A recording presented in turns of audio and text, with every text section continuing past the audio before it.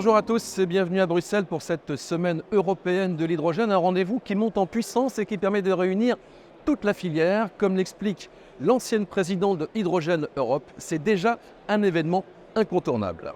C'est vraiment the place to be à l'échelle européenne.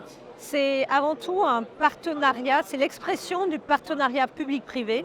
Donc c'est un événement qui, il y a quelques années, durait seulement une journée et réunissait 600 participants physiquement et puis à peu près autant en ligne.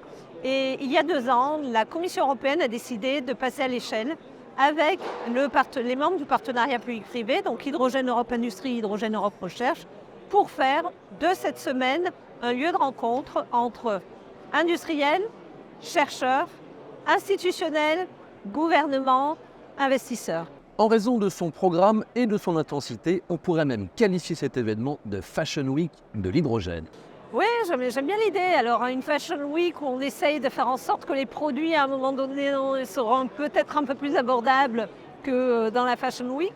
Mais c'est le lieu où, en fait, c'est l'expression de la famille hydrogène. Où vous allez retrouver les cousins, vous allez retrouver les enfants, vous allez retrouver, en fait, tous les acteurs de la chaîne industrielle de l'hydrogène. Plus de monde, plus d'industriels, la thématique de l'hydrogène semble en plein essor. Quand on regarde les entreprises qui sont derrière moi, il y a une dizaine d'années, on avait peut-être un quart de tous les logos qui figurent ici sur un mur, qui, si je me tourne, fait facilement 20 mètres de long.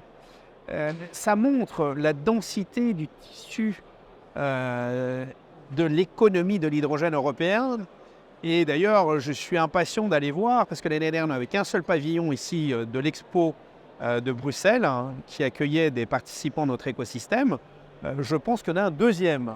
Et comme en témoigne l'intervention de la présidente de la Commission européenne, Ursula von der Leyen, un appel est clairement lancé pour importer massivement de l'hydrogène en provenance de pays parfois très lointains. Alors, c'est effectivement un élément extrêmement marquant du discours de la présidente von der Leyen. Elle l'a mis comme un élément d'ancrage. L'Europe se place comme un acteur qui développe des relations géopolitiques avec la planète entière pour importer. Et on l'a vu au premier rang, nous avions le ministre de l'énergie de l'Afrique du Sud, nous avions l'ambassadrice de l'Arabie Saoudite auprès de l'Union européenne. Un petit peu plus loin, nous avions des partenaires asiatiques.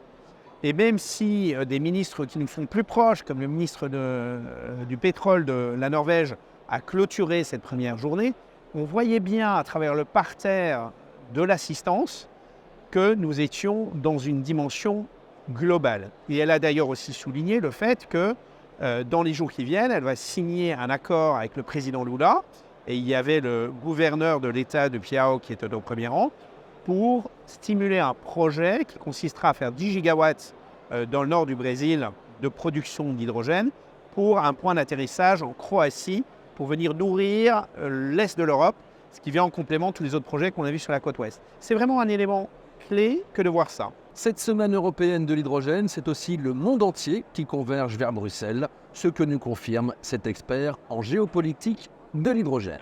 En tout cas, c'est une partie du monde entier parce qu'effectivement, on le voit cette année plus que l'année dernière encore. L'année dernière, c'était vraiment très européen. Là, on voit un grand stand effectivement au Brésil, un grand stand d'Afrique du Sud. Les Norvégiens sont là quasiment comme à chaque fois. Évidemment, c'est nos voisins. En fait, ce qu'on est en train d'observer, c'est tout simplement des boîtes européennes ou des investisseurs européens qui vont monter des projets hydrogène de grande envergure dans des pays du Sud, en espérant faire effet de levier sur soit le soleil, soit les capacités éoliennes, soit de l'hydro, soit avoir les trois, et qui aujourd'hui sont en train de montrer à Bruxelles, parce qu'ils en ont besoin d'un point de vue politique et réglementaire, voilà ce qu'on est en train de faire à l'étranger, on va importer en masse, on va faire du maritime, on va faire du pipeline, voilà ce dont on a besoin, c'est ça la demande qui arrive derrière, voilà ce dont on a besoin en termes réglementaires, en termes politiques, pour faciliter ces grands projets-là.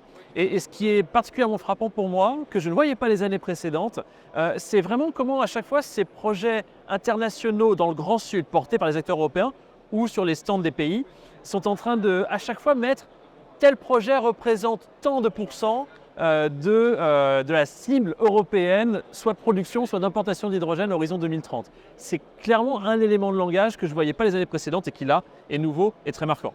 Et le Brésil est à l'honneur cette année. Est-ce pour autant un futur champion?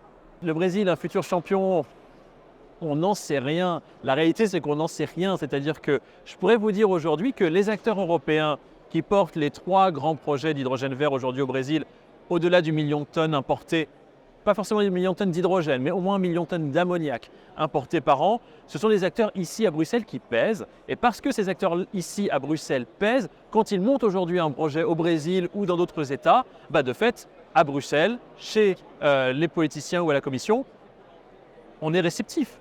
Et on porte ces projets-là pour eux. Il y a une vraie logique ici, pas de l'entre-soi, mais il y a une vraie logique de proximité, on va dire intuitu personné, jusqu'à la présidente de la Commission européenne qui s'exprime tout à fait. Mais l'autre problème qu'on a, et c'est pour ça que je dis en fait on n'en sait rien, c'est que dans un certain nombre de pays, et les 2 qui sont là en priorité, le Brésil et l'Afrique du Sud, ce sont des pays où les risques politiques locaux sont importants. En Afrique du Sud, on va avoir des élections dans quelques mois. Ces élections, elles partent assez mal dans le sens où on est en train d'imaginer une dislocation politique du pays avec une paralysie politique. On est en train de voir une régionalisation du pays, c'est-à-dire l'idée que peut-être dans la région de Western Cape ou Northern Cape, il va se passer quelque chose autour de l'hydrogène, dans le reste du pays, pas du tout. Bref, donc fondamentalement, en réalité, ce qu'on a aujourd'hui, ce sont essentiellement ici des acteurs européens qui portent de grands projets à l'international, mais qui parlent de tout sauf du risque politique, qui, que ce soit à Brésil ou Afrique du Sud, est malheureusement avéré. Parmi les pays présents, on peut parler de la France, très présente par le nombre d'exposants, et l'association France Hydrogène est au rendez-vous pour illustrer le dynamisme de sa filière. Alors on est très heureux d'avoir effectivement co-organisé ce stand avec un certain nombre de régions françaises qui voulaient marquer leur présence à Bruxelles et qui sont très engagées également sur la scène européenne et dans le processus des vallées hydrogènes. En effet, donc on a souhaité pouvoir promouvoir la présence des régions françaises à Bruxelles. C'est une façon de montrer que localement, il se passe beaucoup de choses. Comme chacun sait, la France a développé des écosystèmes territoriaux déjà de longue date, donc je vais en citer aucun pour être sûr de vexer personne. Mais dans les 250 projets que l'on a identifiés en France dans la perspective de 2030, on voit à quel point le rôle des régions est fondamental pour structurer et coordonner le déploiement. Du côté des acteurs français, il y a des spécialistes de l'électrolyse. Chez Elogen, on estime qu'après une phase d'emballement, c'est un peu le retour à la réalité. Alors il est vrai qu'on a pu noter, en particulier en 2020, à la fin de la crise du Covid, énormément d'effervescence, des stratégies hydrogènes adoptées à l'échelon de plusieurs pays, à l'échelon des continents, par exemple la stratégie européenne.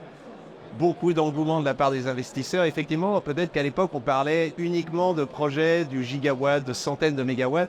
Mais en fin de compte, moi, ce que je pense, on va y arriver à ces projets-là.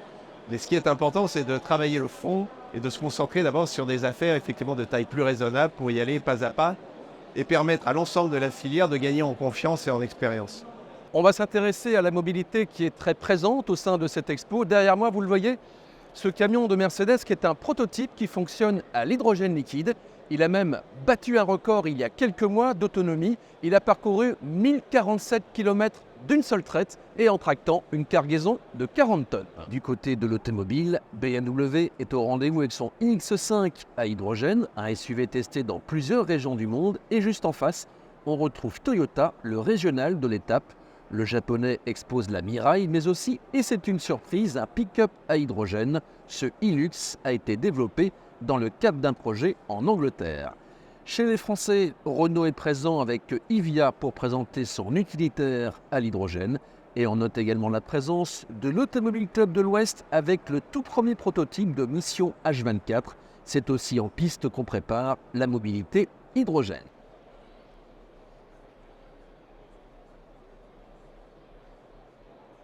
Et avant de se quitter, voici les images de la future voiture Mission H24 Evo, une version améliorée, plus performante. Elle sera en piste début 2025 sur le circuit du Mans. A très bientôt sur GITV.